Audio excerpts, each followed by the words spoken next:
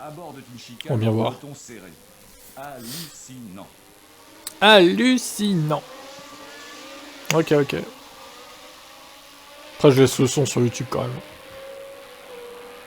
Pas de soucis.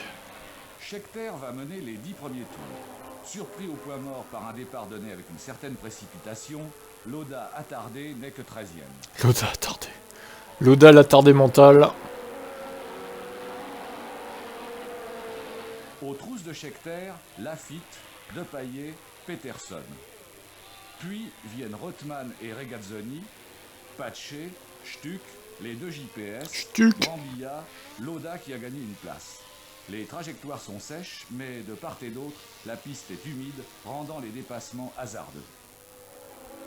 Voilà, comme ça on regarde tous ensemble. Moi je crois que je vais finir avec ça en fait, jusqu'à 23h. Hein.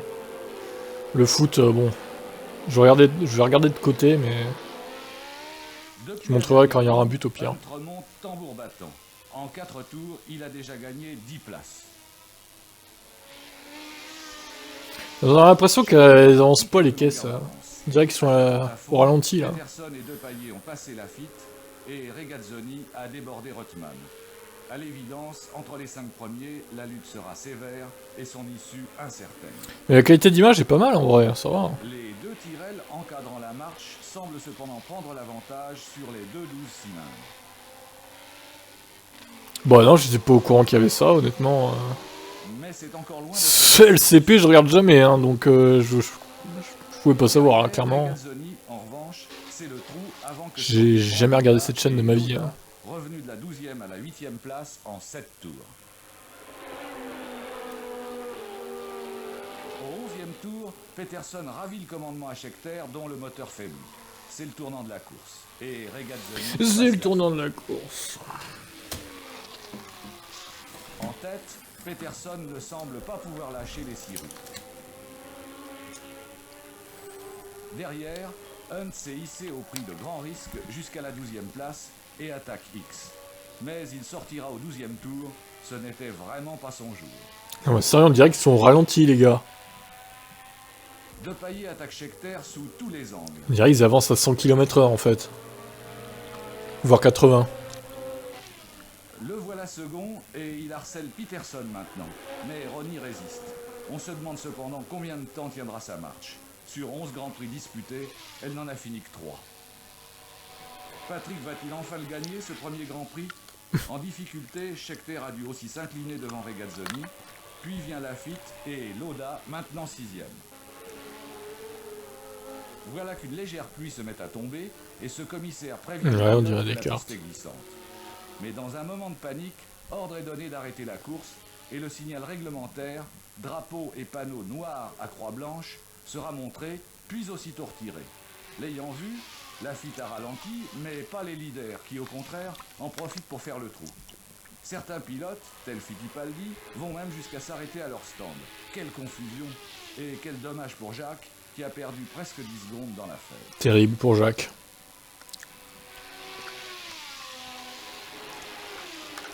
À 6 tours de la fin, Peterson passe seul en tête, précédant Regazzoni, Lafitte bien revenu, Depailler victime d'ennui d'allumage, et Lauda. Ce sera l'ordre à l'arrivée, sauf pour l'infortuné Patrick, qui rétrogradera à la 6e place. Et sous les acclamations du public, l'extraordinaire Monsieur Lauda se classe 4e. Le Grand Prix d'Italie a Ça flex sur Lauda, hein, par contre. Hein. Par Peterson. Mais il a été dominé par Niki Lauda. Parce qu'au-delà de l'échec ou de la victoire, ce qu'a fait cet homme est prodigieux. Commande un respect, une estime sans réserve. Oh putain, générique. 48 heures après sa victoire historique au Grand Prix de Suède... Alors on repasse en 1977. Après la tension de la course, l'émotion du succès et les fatigues d'une fête à tout casser... La R5. Sa compagne et Jojo le chien, l'ami de la famille, retrouvent le calme de leur retraite campagnarde. Ça va le château, tranquille, Lafitte, family. Non, Jacques, qu'est-ce qu'il y a eu de plus dur? Cette chevelure, Jacques. Le Grand Prix et la victoire ou la nuit de la victoire? Ah bah c'était j'étais plus fatigué lundi matin après la nuit que le Grand Prix, c'est certain. Mais enfin, c'est pas les mêmes émotions. Alors racontez-nous un petit peu quand même la course et surtout comment vous l'avez vécu, vous. Ce bourgeois, Jacques, Simple, avec son château et tout. pendant 2 jours, on dit samedi. Au fin fond de la lointaine Suède, le circuit d'Anderstorp, avec ses interminables virages relevés, constitue une énigme que beaucoup, parmi les plus huppés, ne parviennent pas à résoudre. Sous-virage, sur-virage, l'équilibre est très difficile à trouver.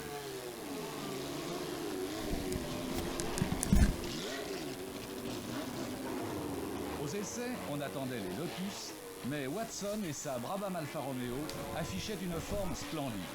Et pour la 3e fois consécutive, l'Irlandais allait s'attribuer une place en première ligne.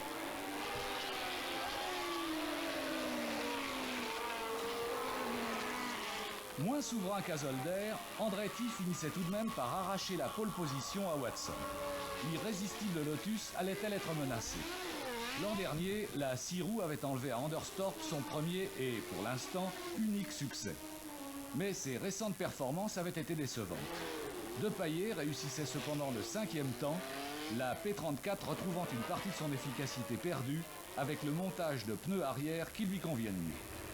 Pneus essayés aussi par Ferrari, mais sans aucun succès, de même qu'un empattement allongé de 25 cm. Rien à faire, les voitures italiennes ne répondent pas aux efforts de leurs techniciens, et encore moins à ceux de leurs pilotes, dont la mimique exprime bien les sentiments. C'est donc la consternation dans le stand Ferrari, et les résultats des essais seront désastreux. Rothman se retrouve en 6e ligne, et Lauda est relégué encore plus loin. Il n'obtient que le 15e temps. Pour Fittipaldi, c'est encore pire. La Copersucar a traversé 3 rangées de grillage après avoir perdu une roue à 180 à l'heure. Emerson s'est fait une sacrée chaleur. Ah oui, parce que en 1 seconde, j'ai 2 pilotes, j'ai passé comme passager de la voiture. Chez Ligier, ça patine un peu. Lafitte plonge du 4e au 8e rang. Alors oui, bon, vous êtes parti, vous étiez au 8e rang sur la grille. Hein. Et puis les premiers tours, hein, c'était pas la grande frite. Hein. Andretti Watson en La mode, c'est vraiment surfait, ouais, c'est un peu ça, ouais. Mais cette fois, il n'y aura pas de problème. La puissante Brabham Alpha prend le meilleur sur la Lotus, qui doit aussi céder le passage à Scheckter. Précédé par Hunt, Stuck et De Paillet, Lafitte est 7e. À l'issue du premier tour, Watson est encore au commandement devant Andretti, qui a rendu la politesse à Scheckter.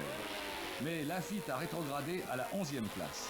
Il s'est laissé déborder par Nilsson, Mass, Peterson et même Rothman. Ça commence mal. Ça commence mal. Deuxième tour, Andretti a débordé Watson au freinage avec une dérisoire facilité. Il semble que l'on va assister à un récital Lotus, récital que le temps des essais ne le sait pas prévoir.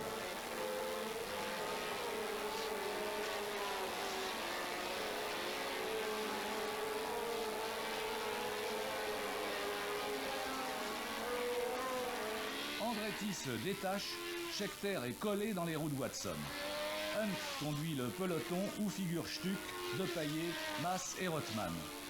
Suivent Peterson, Lafitte, Lauda, Jones, Jarier et Regazzoni. Andretti, qui creuse irrésistiblement l'écart, va prendre un tour à Nilsson qui a brièvement stoppé. Peterson a abandonné, ce n'est vraiment pas le jour des Suédois. Aussi Lafitte est-il maintenant 9e, en queue du peloton Hunt. Alors là, ça a été vraiment, je dois dire, une de ces remontées éblouissantes là, dont Jacques Lafitte a le secret. Oui, moi, je sais Parce pas. qu'il y a eu vraiment une séquence extraordinaire. Oh là là, KD, pensez ce que vous voulez, la F1 c'était ça.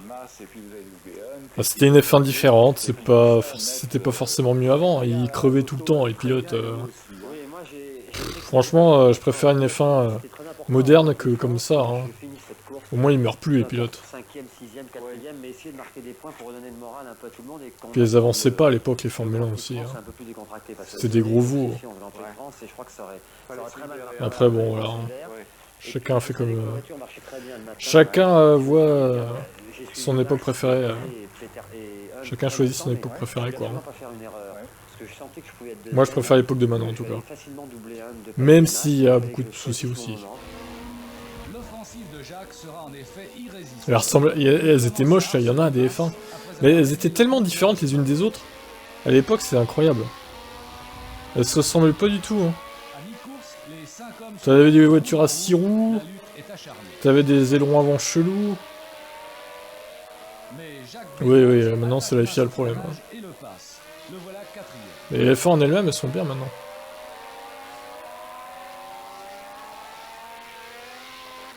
Au tour suivant, il a débordé de Paillet.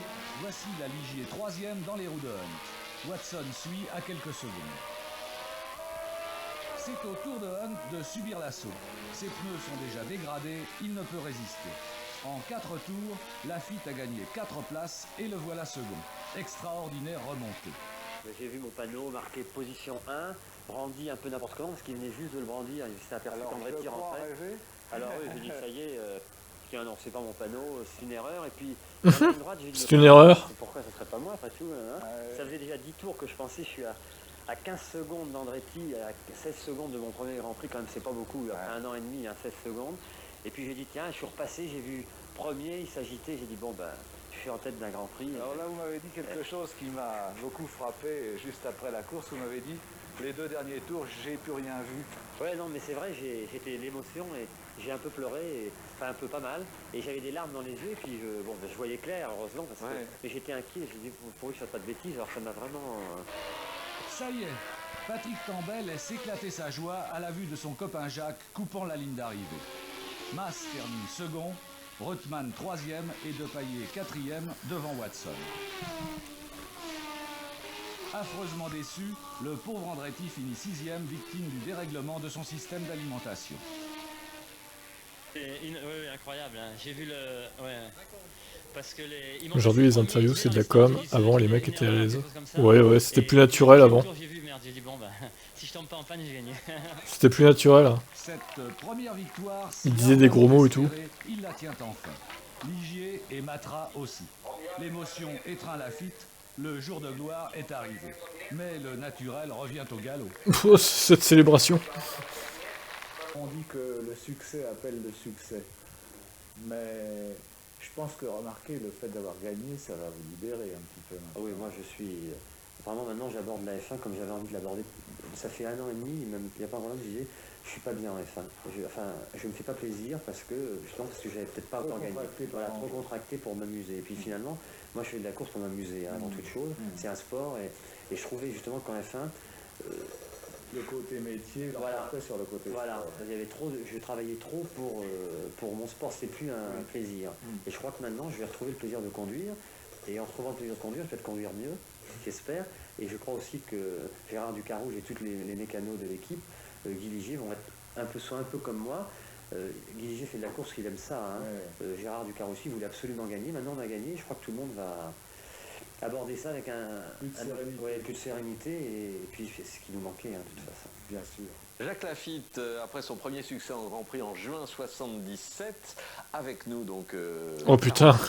Oh la vache, le changement. Louis Moncet, Jacques Lafitte... Oh, Jean-Louis est là. Incroyable. En Suède, il n'a pas été accompagné... Exceptionnel line-up. Pourquoi ? Parce qu'il n'avait pas le disque, parce qu'il ne pensait pas qu'un pilote français pouvait gagner la course, surtout. Ça, c'est trop quand même. Comme on a dit tout à l'heure, c'était que les équipes anglaises, à part Ferrari, donc j'étais pas sur la liste. Putain, le coup de vieux qu'il a pris, même par rapport à l'époque TF1. Ça fait une grosse surprise à tout le monde. Waouh, c'est violent. Hein. Cette histoire de... il manque le disque pour avoir le...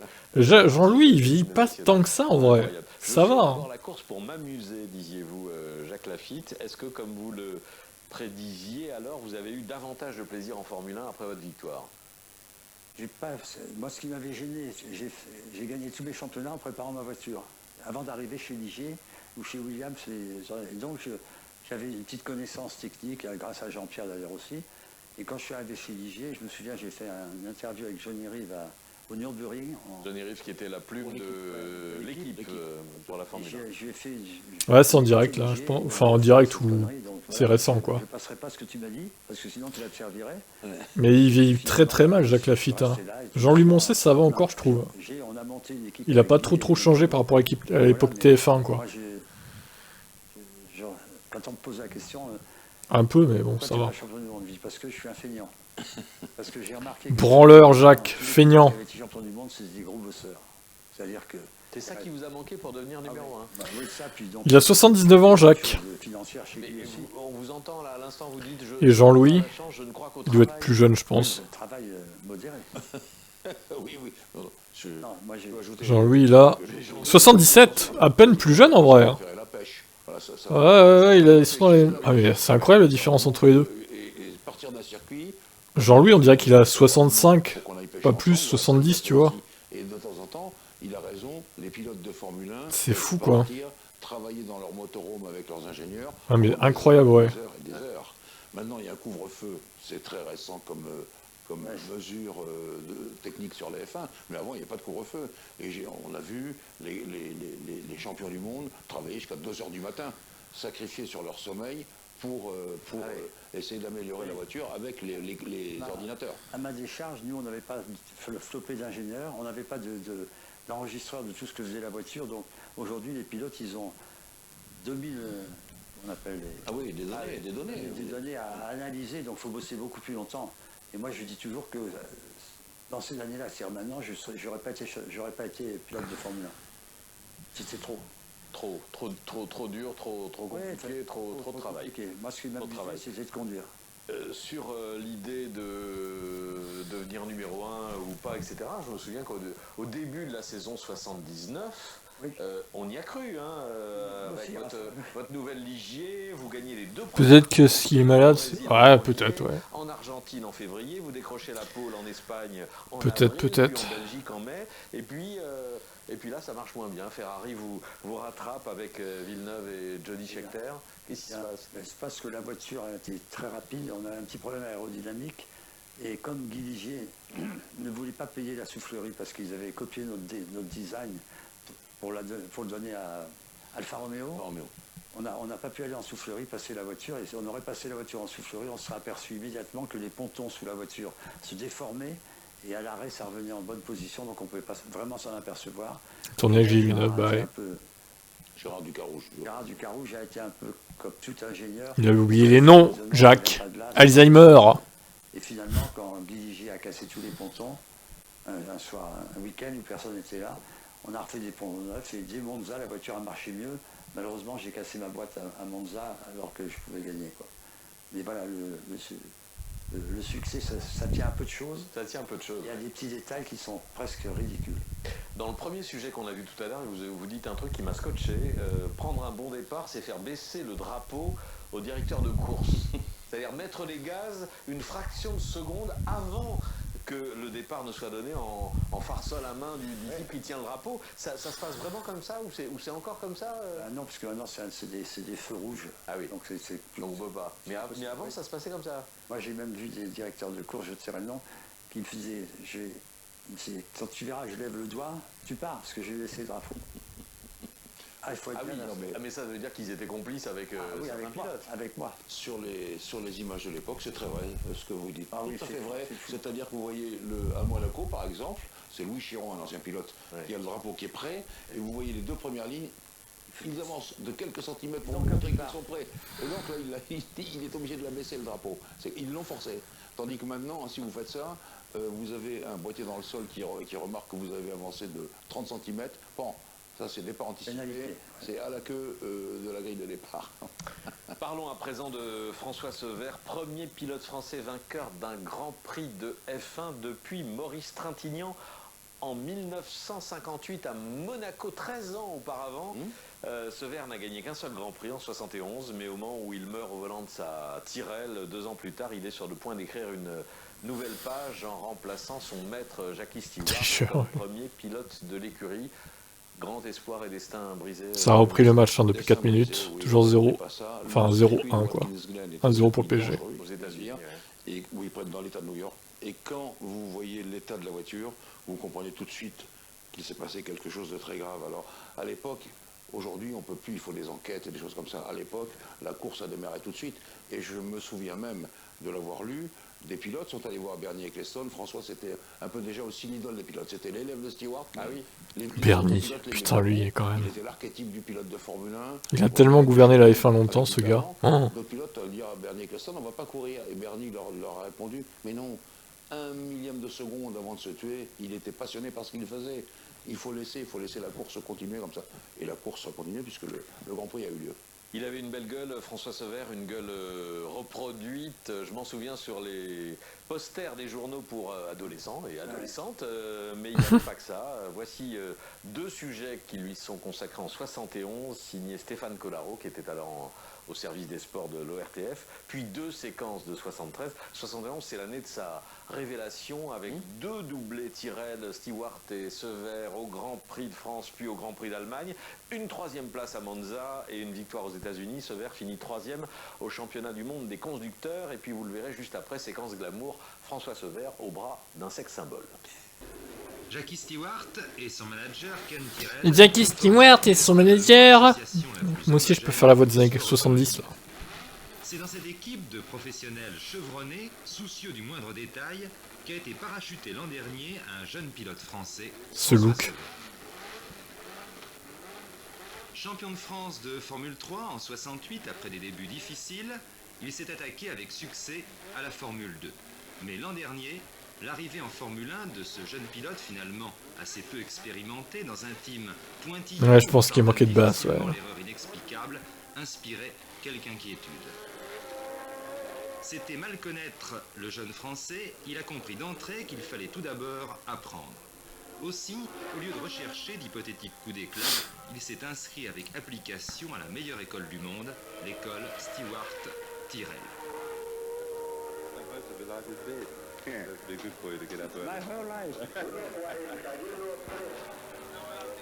Depuis l'an dernier, chaque course de Formule 1 est pour lui une véritable leçon particulière.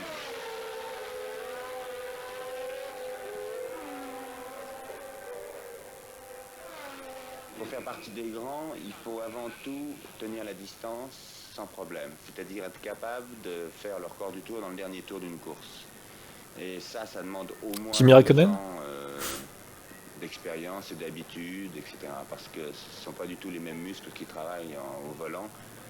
Et un athlète se fatiguerait beaucoup plus vite qu'un pilote de course chétif, par exemple.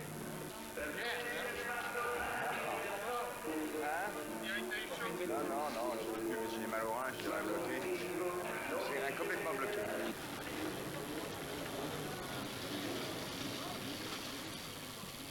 To make a Formula 1 driver, a Grand Prix driver, it doesn't take too long. Pour devenir pilote de Formule 1, il ne faut pas tellement longtemps. Mais l'important, c'est de parvenir à être l'un des meilleurs. And this takes a few years. I think to be a really good one, it takes 3 years. Et je pense que pour y parvenir, il faut au moins 3 ans. Pour rester le meilleur en tout cas, Jackie Stewart ne se contente pas de disputer des courses. Travailleur acharné, il se livre sous la surveillance de Ken Tyrrell à d'interminables séances d'essais privés sur tous les circuits du monde, ici au circuit Paul Ricard où aura lieu cette année le Grand Prix de France. C'est l'occasion de régler les voitures, de tester toutes sortes de nouveautés, de réaliser ce fignolage de chaque détail qui est une des grandes forces de l'équipe. Pour François Sevère, c'est encore bien sûr l'occasion d'apprendre.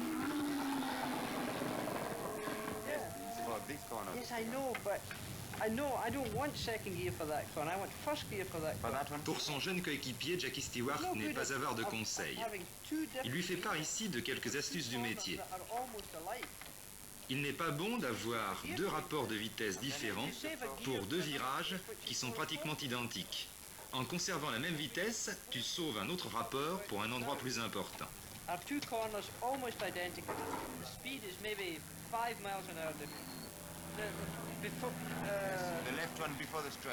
Jackie Stewart et François Sevère discutent ici l'un des points les plus délicats du réglage d'une Formule 1, un de ceux qui réclament le plus d'expérience, le choix des rapports de boîte de vitesse pour un circuit donné. Chaque pilote dispose en effet pour sa voiture d'une certaine gamme de rapports qui permettront de prendre chacun des virages à un régime moteur optimum. L'affaire est compliquée, les rapports déterminés sont rarement parfaits pour tous les virages, il faut donc choisir un compromis où intervient entre autres choses la manière de piloter de chacun. because if you have a third gear in for the big long, you know, after the straight, the right-hander, which is fourth gear, the next big long one, if you gear it for third gear, where else will you use third gear? Just there, because if you go around this double right, you have to put third between this and the S's.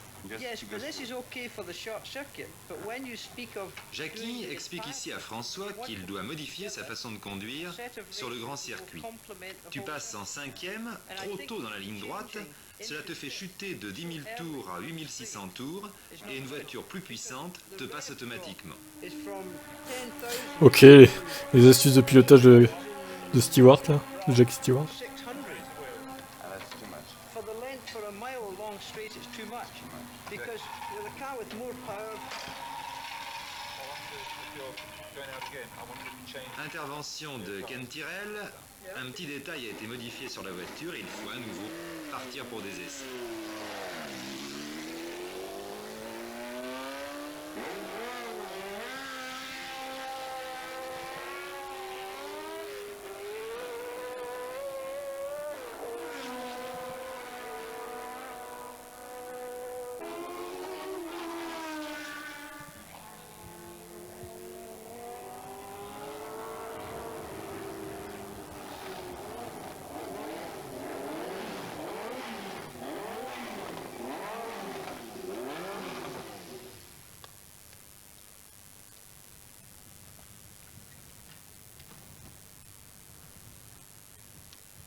C'est un autre monde, c'est sûr.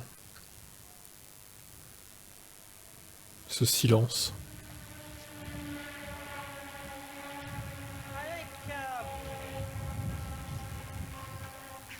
Tu vois la courbe après la ligne droite, puis le virage à droite.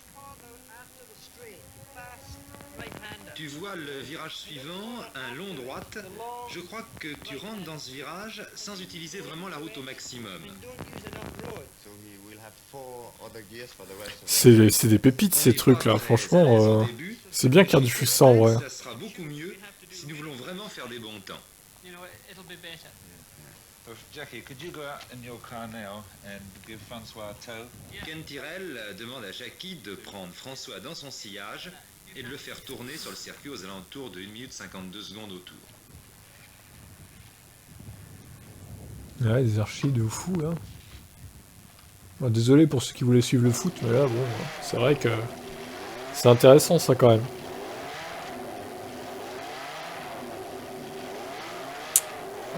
Toujours 0-1, il n'y a pas eu de but. Oh là là, c'était là. Jackie, François Sever est-il Non mais c'est quoi ces lunettes sérieux par contre?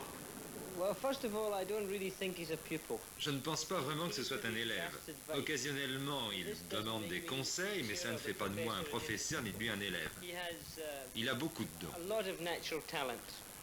Jackie Stewart me sert un peu de professeur au sein de l'équipe Tyrrell, dans le sens où à chaque fois que j'ai un problème, à chaque fois que j'ai besoin d'un renseignement, je m'adresse directement à Jackie et je l'obtiens à chaque fois. C'est ça un playboy. Qu'est-ce qui vous aide à mettre votre voiture au point par exemple? La mise au point de la voiture est faite, les deux voitures, celle de Jackie et la mienne, sont réglées de la même façon au départ des essais.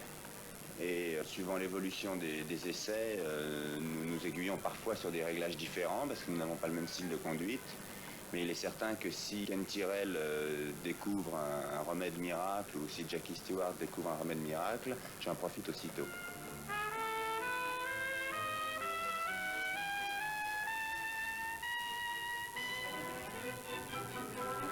Cette flotte là. Beaucoup de pilotes, aussi bien français qu'étrangers, qui viendront durant le salon. En somme, vous allez reconstituer le petit monde de l'automobile en plein cœur de Paris. En tout cas, il y a une chose aujourd'hui qui n'a pas aidé beaucoup les travailleurs sur les stands à terminer leur stand. C'est une visite un petit peu inattendue. Et je crois qu'ils ont eu quelques excuses s'ils ont été distraits dans leur travail, non? Oui, je pense que Brigitte Bardot a un peu interrompu les travaux, mais travailleront un peu plus tard cette nuit.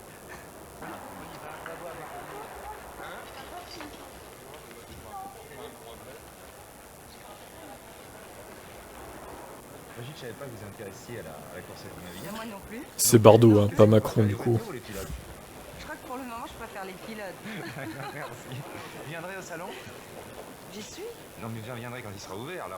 Ah, il est un peu pas le désordre. ouvert, Non, c'est le désordre, là. Ça va être fantastique, après. Là, c'est gratuit aujourd'hui. Ah, ouais. C'est pas pour ça que vous êtes venus. Quel méchant, oh là là. Ils ont tous des clopes au bec, là. Oui, j'arrive. Pardon, excuse-moi. Oui, Johnny. Ah, faut deviner. Oui. Oui. Je parie que j'ai deviné, moi. Alors, dites. François? Oui. Sever? Oui. C'est ça, Eric. Il a l'air plutôt content de coupable. J'espère que tu vas l'amener à l'écouter une vieille voiture, Pierre. Il y en a une course? Peut-être, oui. Oui. Ils sont pas les couilles, tu parles. Super, moi je trouve ça très beau. C'est un très beau métier pour un homme. Un très beau métier pour un homme. Notre page classique maintenant avec un jeune pianiste que vous avez déjà vu quelque part, un extrait du deuxième mouvement de la sonate numéro 8 de Beethoven. Regardez, c'est une surprise.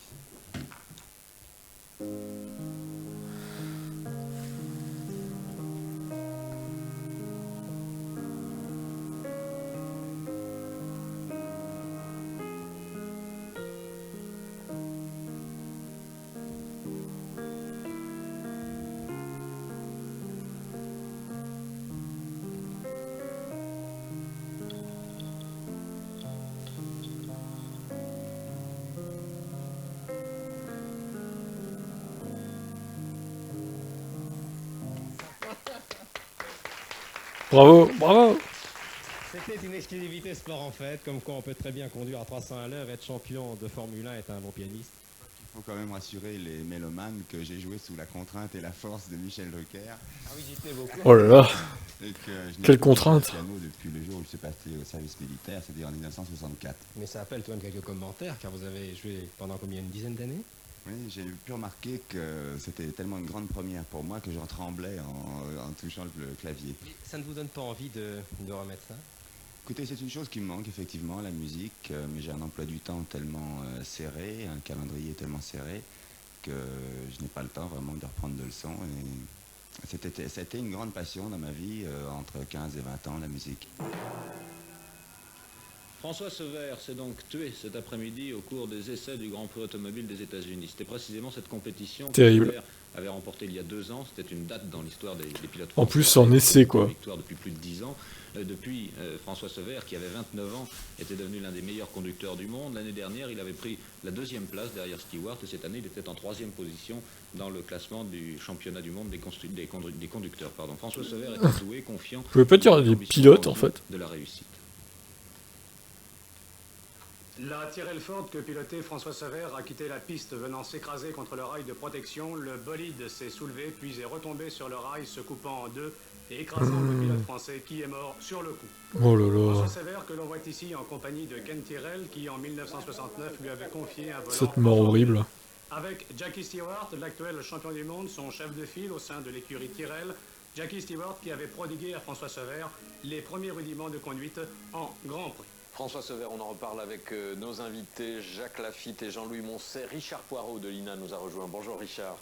François Sever et Brigitte Bardot au salon de la voiture de course en 71. Brève liaison, Bardot en parle assez brutalement dans ses mémoires. Sever, invité d'honneur de Michel Drucker tout un dimanche après-midi, 2 ou 3 semaines avant sa mort, et jouant un morceau classique au piano.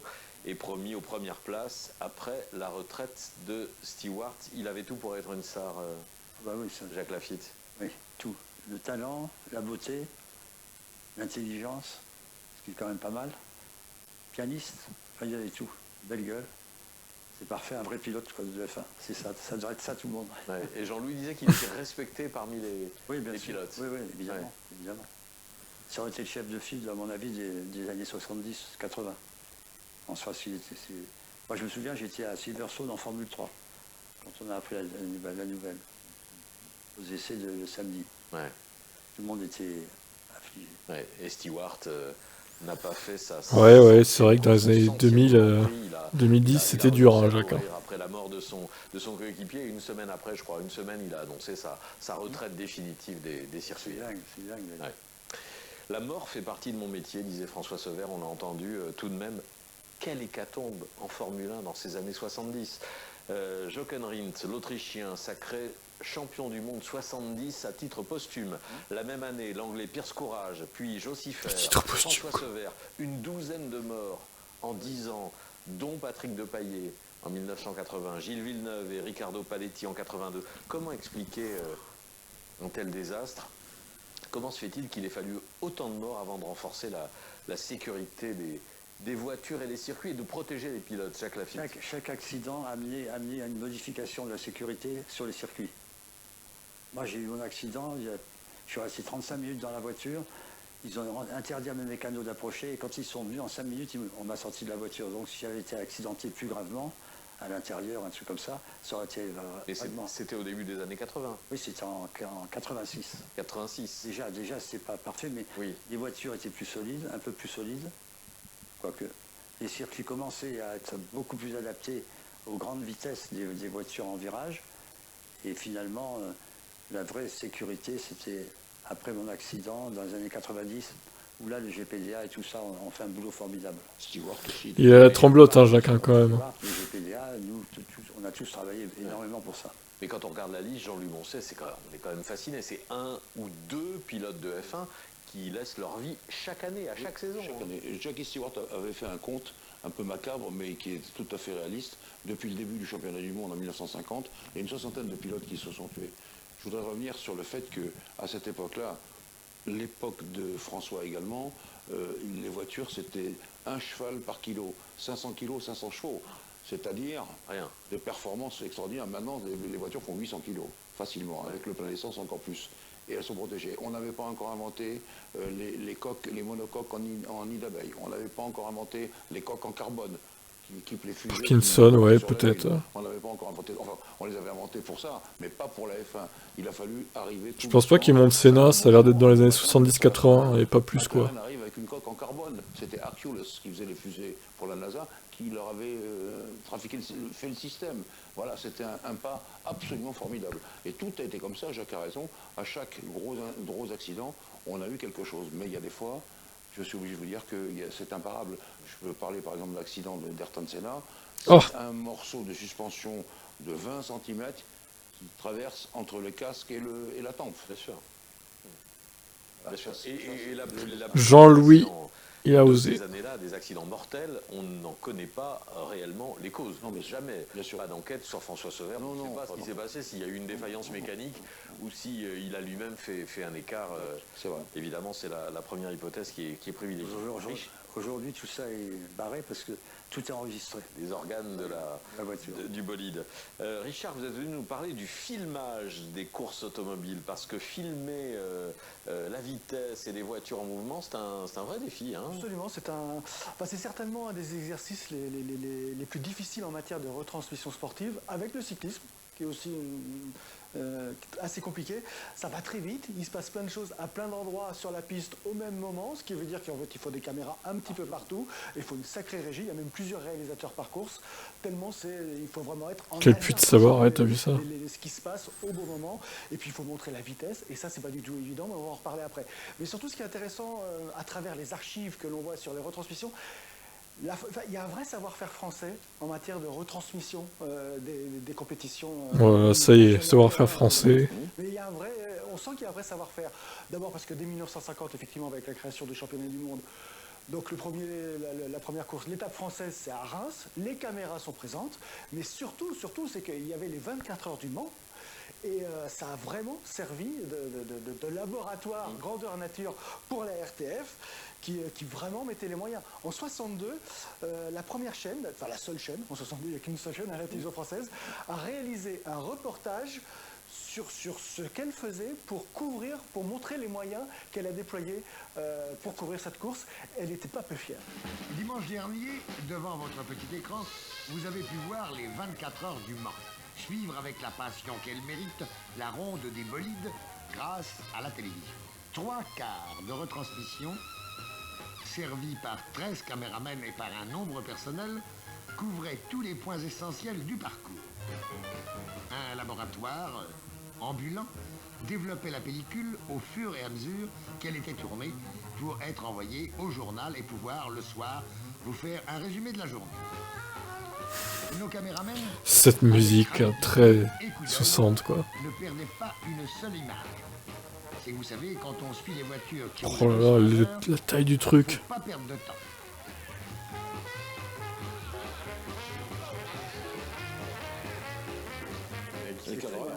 C'est vraiment le moment où...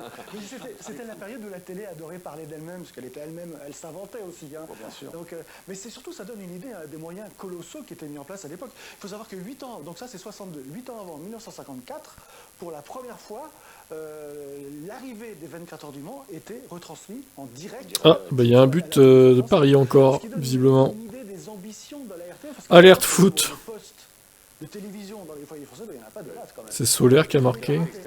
Ah non, Sergio Ramos, pardon. Il ne fallait pas rater ça. Et bien surtout, ce qui est intéressant dans ce qu'on vient de voir, effectivement, ce sont les moyens déployés pour filmer une course. Corner, sur un corner. Sur la matière, je voulais quand même l'évoquer, que c'était Ok. Henri Carrier. C'était lui qui était là en 62, sur cette course-là. Et il a fait partie de ceux qui ont vraiment pensé la retransmission d'une course automobile, en tout cas en France. C'est un peu l'escoffier, en tout cas en France, de la retransmission des sports mécaniques. Non, c'est Sergio Ramos, Je ouais. vous propose de l'écouter, on est en 1967. Il décrit le dispositif audiovisuel pour les 24 heures du Mans de cette édition-là. Il y a une caméra sur le toit, haut dans la tribune, avec une grosse optique pour aller chercher les voitures le plus loin possible. Les 3 autres caméras sont le long des fascines, à peu près devant les stands des gros cylindrés. Bon, bah, ça sent la win hein, pour le PSG. 2-0 là, je vois pas comment Nice pourrait revenir au score. De 50 et surtout sans panoramiquer pour justement, comme disait Jean-René Bivet, garder la vitesse des voitures. Elles font juste des passages. Voilà, donc donc ce qu'on voit effectivement c'est le circuit, mais ce qui est assez intéressant effectivement c'est quand il parle des panoramiques, donc ces rotations de caméra. Je le disais tout à l'heure, la difficulté c'est de filmer la vitesse, et là Henri Carrier va nous donner quelques astuces, mais ils ont appris au fur et à mesure, parce que dans le C'est le premier PSG, document tout est qu'on voit, possible. ces rotations de caméra, Ouais, c'est vrai. c'est passé ça. Ce que nous dit Henri Carrier, c'est que sur les lignes droites, la caméra, elle ne doit pas bouger. Parce que sinon, si on suit la voiture, on ne voit pas le centimètre. Donc la caméra ne doit pas bouger et on laisse passer la voiture devant. Là où elle peut bouger, c'est dans les virages, là où la voiture ralentit. Et là, c'est plus intéressant. Et c'est vraiment, en fait, il nous décrit tout ce qui était en train de s'inventer pour filmer une course automobile. Et plus loin, donc il a aussi un peu parlé des focales. Ah oui, ça c'est compliqué parce que les caméras au bout des lignes droites, on a l'impression, ça écrase complètement, on a l'impression que les voitures se traînent. Ça c'est toujours. C'est ça. Et en même temps, si vous mettez une focale large, vous ne voyez pas les voitures. Donc, il faut toujours composer entre les deux, et c'est ce qu'ils vont faire. Mais en fait, une des solutions quand même, c'est de multiplier le nombre de caméras à plein d'endroits. Comme ça, on a cet effet de vitesse. Il faut savoir qu'en 62, ça a été indiqué 13 caméramans, je crois qu'il y avait une douzaine de caméras. Si tu nous déranges, Cadet, tu nous déranges énormément avec Lina. C'est inacceptable. 25 caméras, au moins. En comptant les caméras embarquées? Non, parce qu'effectivement, vous avez raison. Même les caméras embarquées, c'est un autre réalisateur. C'est en plus. Bon, après, je trouve que c'est plus intéressant ça quand même que le match, pour le coup. Donc c'est pour ça que j'ai changé aussi. Hein. Il y avait plusieurs réalisateurs, effectivement, maintenant aussi. Je crois que c'est Monaco qui a fait ça pour la voie des stands. Et Tu comprends pas l'ironie des propos, toi. Hein. Très premier degré, Cadet. Tu nous déranges, Cadet, avec Lina. Maintenant, avec les caméras embarquées, il y a plusieurs réalisateurs. Ironie. Sur les voitures, la tête de la course, le milieu de la course, la fin de la course. Mais justement, parce que vous parlez des caméras embarquées, ça s'est vraiment aussi développé. Enfin, les premiers tests datent de ces années 50, ça s'est évidemment développé largement après dans les années 80, mais les premiers tests datent de ces années-là. La première caméra embarquée, c'est 1952. Et où ça? Toujours aux 24 heures. Alors, pas pendant la course, pendant les essais, il y avait une caméra, on filmait, après on venait, on développait la bobine, et c'était montré après.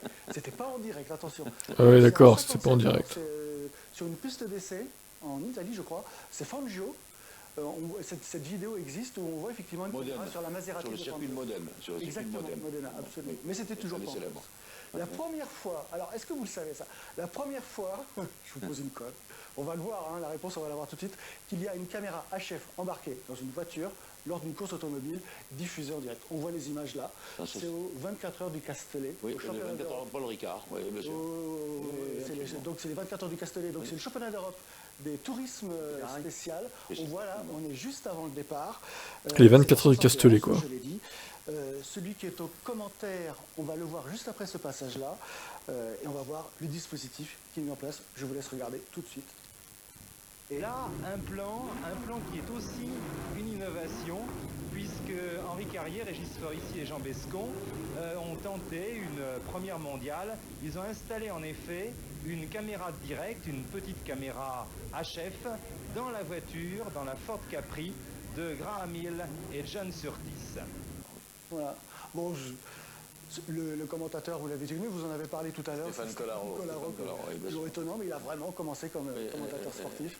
Et je vous propose, c'est qu'on va revoir la suite de ces images-là. Donc effectivement, je vous ai dit qu'on voit les images. Donc Collaro présente ça comme une première mondiale. Et on va voir les images durant la course, retransmises par cette caméra HF. Voilà Graham Hill qui pilote la voiture, j'allais dire la voiture de l'ORTF, c'est presque ça. Ouais, alors l'angle de vue, c'est pas terrible hein, quand même. Hein. Pourquoi ils l'ont mis sur le siège passager quoi? Il fallait le mettre derrière. Je sais pas si vous vous souvenez, donc effectivement c'est encore Henri Carrier. Il fallait la mettre derrière la cam, s'ils avaient... Enfin ils pouvaient peut-être pas, je sais pas, mais... Quelle initiative de cette caméra. L'angle de vue est pas terrible là quand même. Dire qu'effectivement c'est un personnage qui a compté.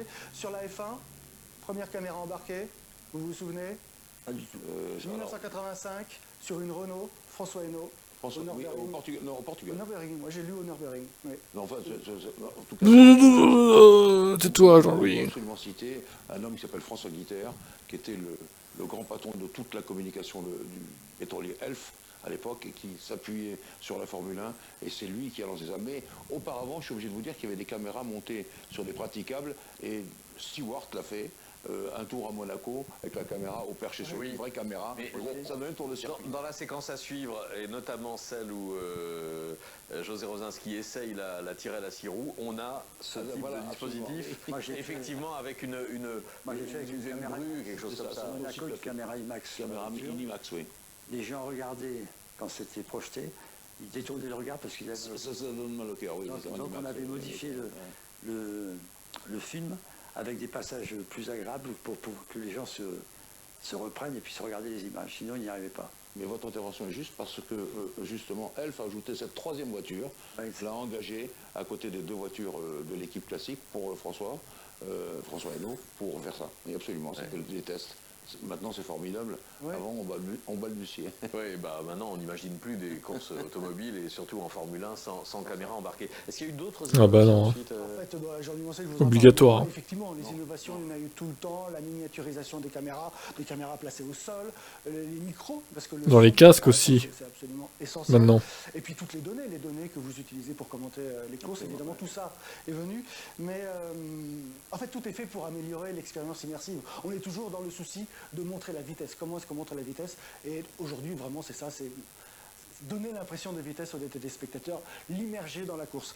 Mais si j'ai insisté sur ces années 60, 70, et vous me direz si je me trompe ou je vais en sais, mais j'ai vraiment l'impression qu'en tout cas, c'est dans ces décennies-là que tout a été inventé. Imaginez en tout cas que la grammaire de base a été codifiée. J'ai l'impression que ça s'est passé. C'est là, vous avez raison, c'est là. C'est tout à fait là. Avec des gens qui ont pensé que le spectacle télévisuel en valait la peine et qu'il fallait absolument développer ça. Une anecdote qui n'a rien à voir, mais qui a à voir. En 1973, le directeur des affaires commerciales de Ferrari, Peter Chetti, par ailleurs très bon pilote, dit à Enzo Ferrari, il fallait lui parler à Enzo Ferrari quand même, monsieur, il faut choisir entre les courses d'endurance, les 24 heures du Mans, les 12 heures de Sebring et la Formule 1. Et alors, qu'est-ce que tu prendrais, toi? La Formule 1, parce que c'est ce qui va marcher le mieux à la télévision. Et c'est comme ça que Ferrari a choisi de faire ça. C'est en Formule 1, c'est drôle.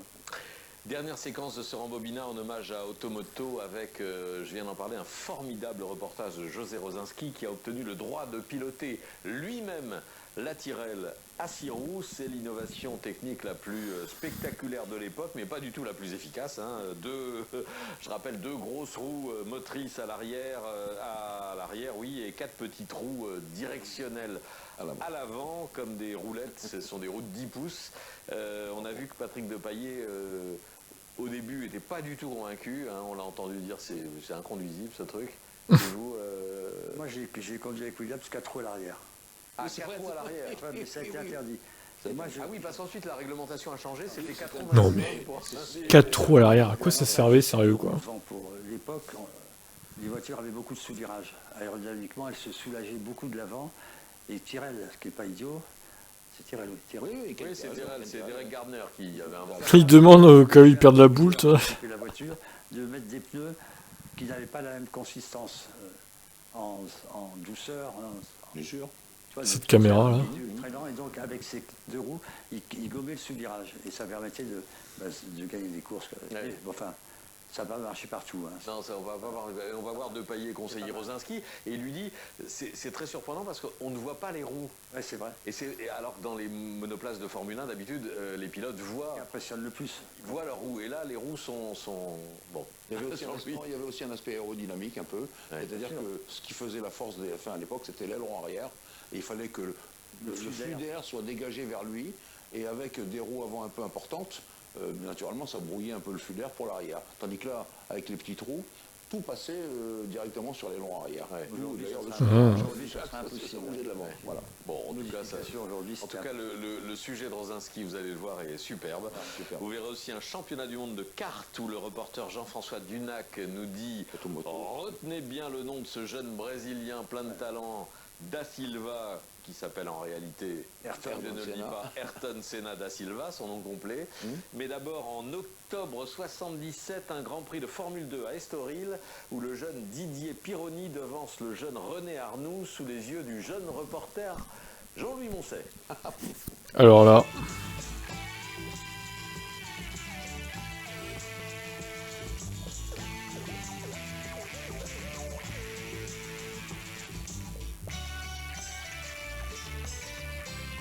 C'est quoi ce générique, mon dieu? Oh là là, Automoto quoi. Au secours. Après 2 mois d'interruption, dû aux vacances et à l'annulation de la course de Salzbourg, le championnat d'Europe de Formule 2 a repris sa progression. Pour cette reprise, les F2 avaient rendez-vous la semaine dernière au Portugal, sur le circuit d'Estoril, non loin de la station balnéaire du même nom, pour l'avant-dernière manche du championnat. On se souvient qu'après Misano, dans les tout premiers jours du mois d'août, 2 pilotes pouvaient encore prétendre au titre de champion d'Europe. Cheever et Arnoux, l'Américain étant revenu à 9 points du Français. Toutes les écuries de F2 étaient à pied d'œuvre à Estoril et leurs effectifs renforcés par la présence de jeunes pilotes issus des formules de promotion ou de la F3. Ainsi le Français Alain Prost, l'Italien Elio De Angelis, le Suédois Hey Helg, ou l'anglais Derek Daly. Si Arnoux était crédité du meilleur temps à l'issue de la première séance d'essai, il devait s'incliner lors de la seconde séance devant La qualité d'image est bonne hein, en vrai. Son propre coéquipier incroyable. Martini Renault, Didier Pironi. Je sais pas si c'était remasterisé ou pas, mais représentant des chevrons devant Daly et Rosberg. Ça va quoi. Pironi signait donc sa première pole position de la saison. Il nous dévoile la tactique qu'il adoptera en course. Suivant mes possibilités et celles de la voiture, j'essaierai de partir devant parce que j'ai l'impression que la voiture peut le faire et si tout va bien, j'y arriverai aussi cet après-midi. Mais j'aime pas trop faire des pronostics avant une course parce qu'en général, c'est plein de facteurs qui font que ça se déroule jamais comme on l'a prévu. Il y a quand même une inconnue, c'est Giacomelli qui n'a pas pu faire les 10-15 derniers tours qui lui auraient peut-être permis de vous passer. Oui, mais enfin, disons que... Oui, c'est sûr qu'il a le deuxième temps en ayant loupé une bonne partie de la deuxième séance d'essai. Je pense que ce sera effectivement le plus sérieux client.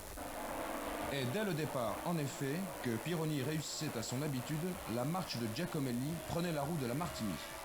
Arnoux passait en 3e position devant Cheever et Patrese, tandis qu'en queue de peloton, la Ralt Ferrari de De Angelis était victime d'une poussette.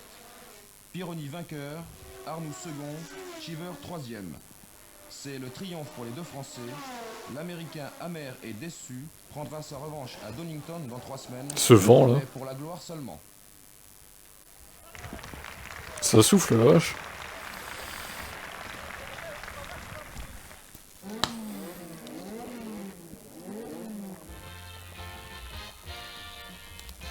Leur titre, 6 roues pour un journaliste. Ce grand blond avec des bottines bleues, c'est Ronnie Peterson qui découvre la 6 roues au Castellet, où l'écurie Tyrrell effectuait une séance d'essai la semaine dernière. Vos premières impressions, Ronnie? Ma première impression, c'est que la 6 roues est agréable à conduire, avec une direction très légère. Ma seconde impression, c'est qu'elle a de très très bons freins. Et puis, ma troisième impression, c'est que j'ai encore du mal à placer la voiture avec précision, parce que je ne vois pas les roues avant. Ce qui est quand même fâcheux. Ces remarques de Peterson, je les écoutais avec d'autant plus d'attention que quelque chose de tout à fait exceptionnel allait m'arriver. Ken Tyrrell m'avait donné son accord pour que je prenne le volant de la 6 roues, l'une des voitures de course les plus originales jamais construites.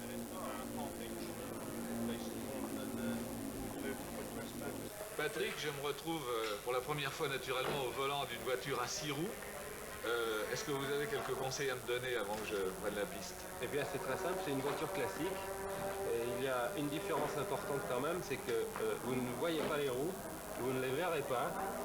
Hein, malgré les petites lucarnes. Malgré les petites lucarnes, vous les verrez seulement tourner, mais vous ne verrez pas où sont les roues par rapport au trottoir.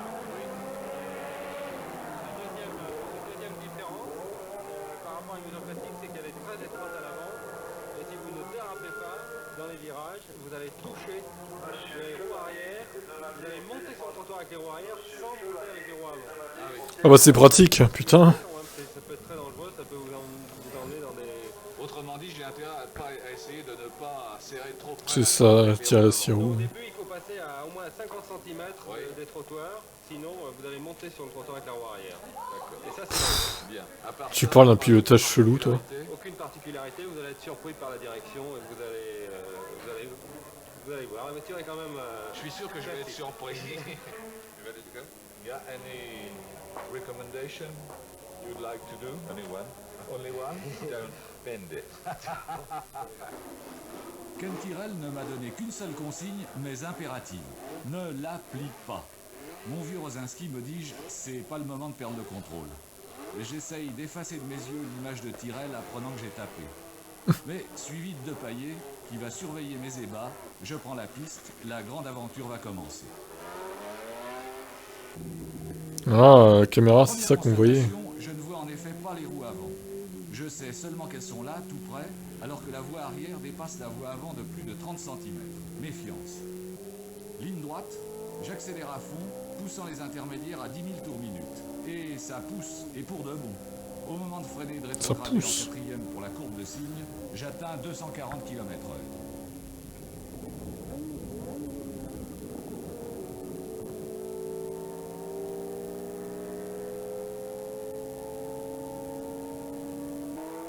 J'entre maintenant dans la section plus accidentée du circuit. Et là, je vais pouvoir vérifier que Peterson et Depailler disaient vrai. Bien que très direct, la direction est extraordinairement douce et complètement dépourvue de réaction. Elle commande directement le premier train de roue, relié au second par un système de levier. La précision est parfaite, une véritable merveille.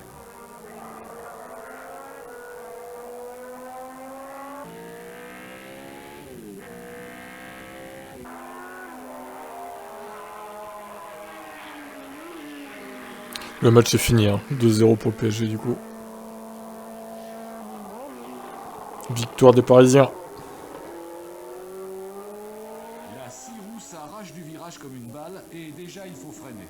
Bien trop tôt. Regardez comment Depailler se rapproche. Oh oui, d'accord. C'était limite. La maniabilité de la 6 roues est fantastique dans les virages serrés. Mais il conduit bien le journaliste, ça va, hein. L'avant s'engage, l'arrière s'efface, on réaccélère, c'est fabuleux. À nouveau, les 470 chevaux prennent leur élan, l'espace et le temps se rétrécissent. Collé à la piste, la Tyrrell file droit comme une flèche. Mais le journaliste a beau être au volant d'une Formule 1, il ne faut pas rêver. Et Depailler, en me doublant, va me ramener à la réalité. Il pilote, je conduis. Ouais, mais ça va, je trouve qu'il se débrouille bien, vu la difficulté des voitures. Il avait peut-être fait des pilotages avant aussi. Depailler qui fume du coup.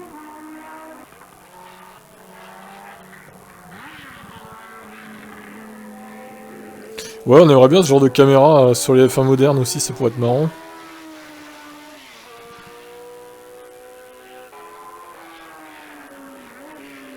Puis je conduis, c'est ça.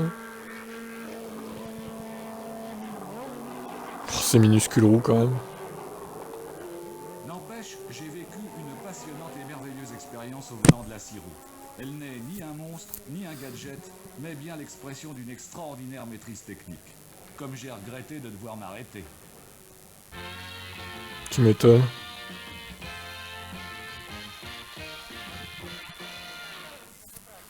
Il aura fallu de nombreuses manches qualificatives pour déterminer les finales de ce 18e championnat du monde de karting qui s'est déroulé il y a quelques semaines en Belgique, à Nivelles. En kart, c'est une trentaine de pilotes qui prennent le départ à chaque fois. Et pour éviter les accrochages très nombreux lors du premier virage, il faut posséder de très bons réflexes. Malgré les pneus devenus en comparaison des engins extrêmement larges, les kartings sont toujours plus ou moins en dérapage. Et pour aller vite, pas de mystère, il faut concilier trajectoire, vitesse en virage et bien sûr, minimum de glissade.